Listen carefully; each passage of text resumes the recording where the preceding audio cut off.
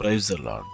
ఈరోజు దేవుని యొక్క వాగ్దానం, సియోనులో నుండి యెహోవా నిన్ను ఆశీర్వదించును. 128వ కీర్తన 5వ వచనం. మనం ఆరాధిస్తున్న దేవాతి దేవుడు సియోనులో ఉన్నాడు, అనగా పరలోకములో ఉన్నాడు. పరలోకములో నుండి యెహోవా మనల్ని ఆశీర్వదించే దేవుడే.